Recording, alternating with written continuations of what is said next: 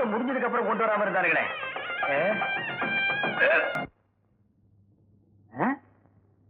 என்னண்ணா என்னடா மைக் பாட மாட்டேங்குது? இன்னும் கனெக்ஷன் கொடுக்கலையே. 120 ரூபா கொடுத்துருக்கேன். நம்ம சனத்திலேயே மைக் செட் வச்சு கல்யாணம் நடத்துற முதல் ஆளு நான் தான்டா. சீக்கிரம் கனெக்ஷன் கொடுக்க சொல்லு.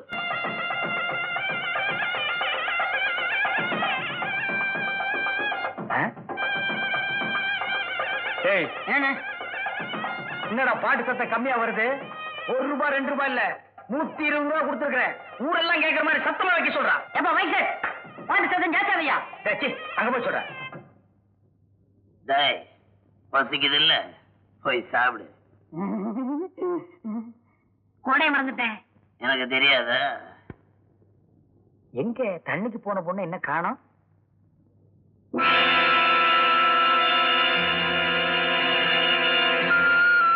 பூரணி, எங்கம்மா குடத்தை காணோம்?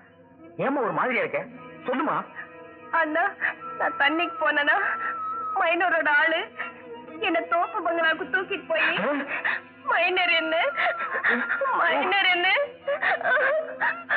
அழாதம்மா. இப்ப என்ன நடந்துச்சு? ஒண்ணு நடக்கலமா, ஒண்ணு நடக்கல. ஆனா ஒண்ணு, இது யாருக்கிட்ட சொல்லிடாது. சரி வா, வாமா. பையன் என்ன வேலை பாக்குறான்? பெரிய கம்பெனில வாட்ச்மேன் உத்தியோகம் பாக்குறாரு. வாட்ச்மேனா? எந்திரா, நம்ம வீட்டு ஆளுங்களா புறப்படுங்கம்மா. வாங்க. ஐயா, இப்ப எங்க போறீங்க? என்ன நடந்து போச்சு? என்ன நடந்ததா? அத வர்றாரு, அவரை கேளு. ஏன் எதுக்காக கோவிச்சுக்கிறீங்க? ஒண்ணும் தெரியாத மாதிரி கேக்குறீங்க. கெட்டு போன பொண்ணை என் மகன் தலையில கட்ட பாக்குறீங்களே. நாங்க ஒண்ணு ஏமாளிங்கல்ல. வாங்க போலாம். இல்ல, இது யாரோ வேணும்னு சொல்லிருக்காங்க. என் தங்கச்சி ஒண்ணும் தப்பு பண்ணல. சொன்னா கேளுங்க ஐயா.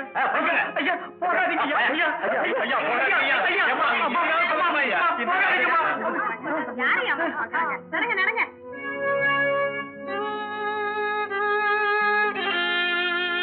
முத்து, முத்து, என் நிலைமைய பாத்தியா? என் தங்கச்சி கல்யாணத்தை கண்ணார பாக்கணும்னு நினைச்சேன். ஆனா இப்போ முத்து.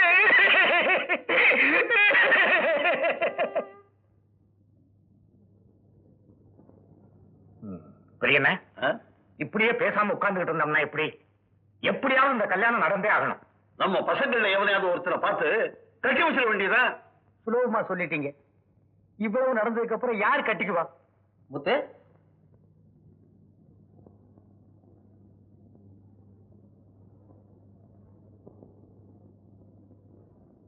பூரணிய நான் கல்யாணம் பண்ணிக்கிறேன். வேலு, வேலு, நடந்தது எல்லாமே எனக்கு தெரியும். பூரணி மனசார எந்த தப்பும் செய்யல. வேலு, வேலுவே சம்மதிச்சாச்சு. உங்களுக்கு சம்மதம் தானே? அப்புறம் என்ன என்ன ஆக வேண்டியதை கவனிப்போம். ஆமா ஆமா, கவனிக்க வேண்டியதா? என்னடா உங்க மொட்டைத்தனத்தெல்லாம் பூரணி அக்கா கிட்ட காட்டாதீங்க. சின்ன பொண்ணு. சின்ன பிள்ளை, பெரிய பேச்சு எல்லாம் பேசலாம். இவனா சின்ன பையன்?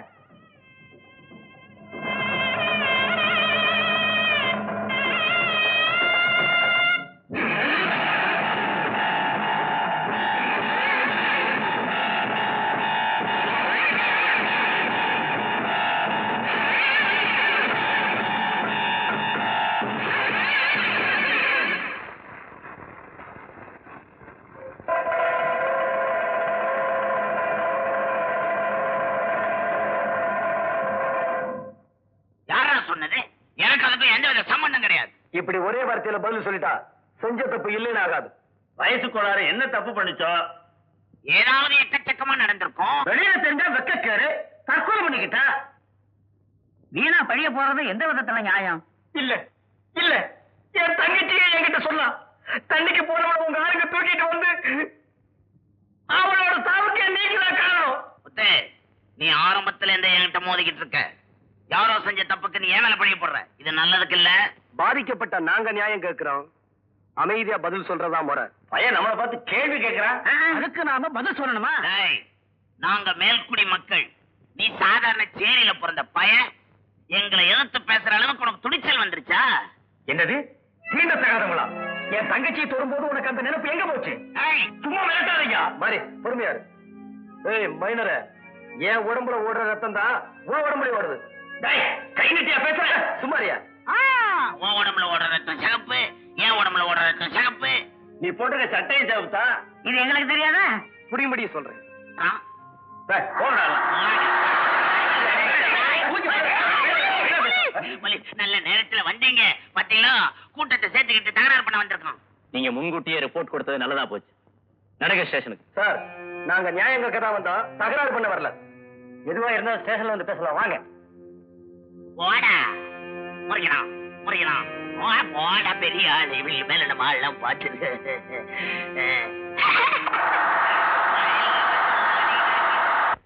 இப்படியே ஆளுக்கு ஒரு அபிப்பிராயம் வளவளன்னு போய்கிட்டு இருந்தா எப்படி? ஏயா சிங்காரம், இப்படியே உட்கார்ந்து பேசிக்கிட்டு இருந்தோம்னா எப்படி? இதுக்கு ஒரு முடிவு எடுத்து ஆகணுமா இல்லையா? ஆமா. வாங்க, நேரடியா போய் கேட்போம்.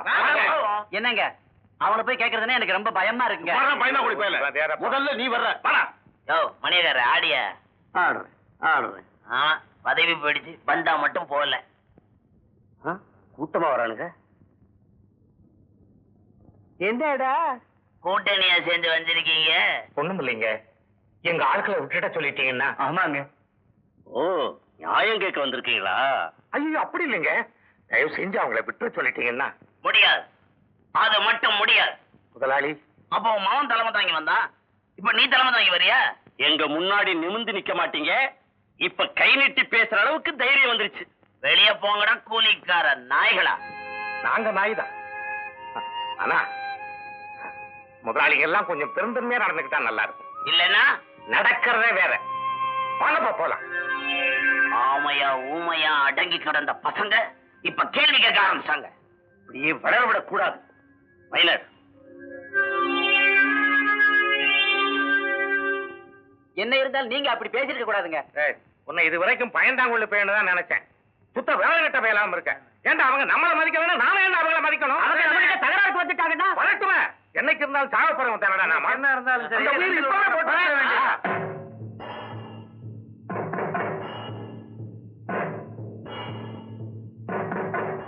மைனரோட ஆட்கள் மாதிரி தெரியுது. வாங்க, எங்க ஒண்ண பாத்துருவோம். வெள்ளச்சாமி, இருக்கிற தனிக்கம்பெல்லாம் கொண்டு வராங்க. அவங்க எல்லாரும் தகராறுக்கு தயாரா இருக்காங்க போல இருக்கு. பார்த்தா அப்படித்தான் தெரியுது. இவங்களை இப்படியே விட்டு வைக்க கூடாது. அவங்க துப்பாக்கி வச்சிருக்காங்க. எல்லாரும் கலந்து வீட்டுக்குள்ள போங்க.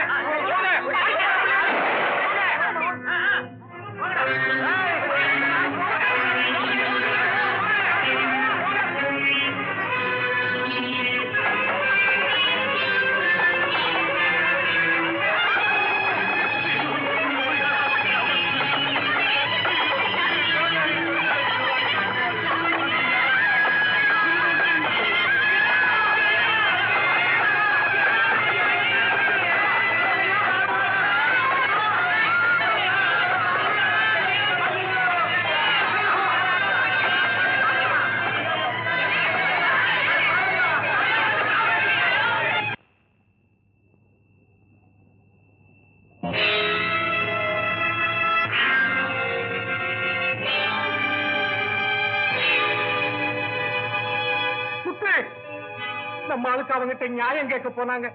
அதுக்காக மைனர் கூட்டம் துப்பாக்கியோட வந்தாங்க. நம்ம ஆளுக்கு பயந்து போய் வீட்டை தாழ் போட்டுக்கிட்டாங்க. கதவை திறக்க முடியாம இங்க தீ வச்சுட்டாங்க.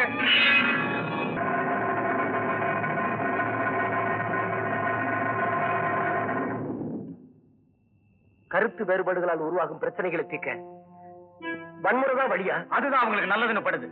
அதனாலதான் இந்த காரியத்தை செஞ்சிருக்காங்க. சட்டங்களை மதிக்காம பெண்மணிகளை உருவாக்கும் சண்டாளர்களை நாட்டுல நடமாட விடக்கூடாது. நீங்களாம் இருந்து இப்படி ஆயிடுச்சுங்களா? என்ன நடந்து போச்சு? பெருசா புலம்புற இருந்தாலும் 50-60 பேரை குழந்தை குட்டிகளோட போட்டு கொளுத்து விட்டீங்களா? அவங்க செஞ்ச கொழுப்புக்கு கொளுத்துறது சரிதான். சரின்னு நீங்க சொல்லிடலாம். ஆனா சட்டம் நம்மள சும்மா விடுமா? ஏயா, சட்டத்தை பத்தி நீ எங்ககிட்ட பேசுறிய? வாரண்ட பார்த்தே பயப்படாத ஆளுங்க நாங்க. எப்படி போனா உள்ள மாட்டிக்குவோம், எப்படி போனா வெளியே தப்பிச்சுக்குவோன்னு எங்களுக்கு தெரியாத? நீங்க தப்பிச்சுக்கலாம், ஆனா எங்க நிலைமைய கொஞ்சம் யோசனை பண்ணி பாருங்க. எங்களை நம்புறவங்களுக்கு ஒரு ஆபத்து வந்தா அது எங்களுக்கு வந்த மாதிரி. கைதான நம்ம ஆளுங்களை வக்கீல் ஜாமீன்ல எடுக்க போயிருக்காரு. இந்நேரம் வழியில வந்துகிட்டு இருப்பான்.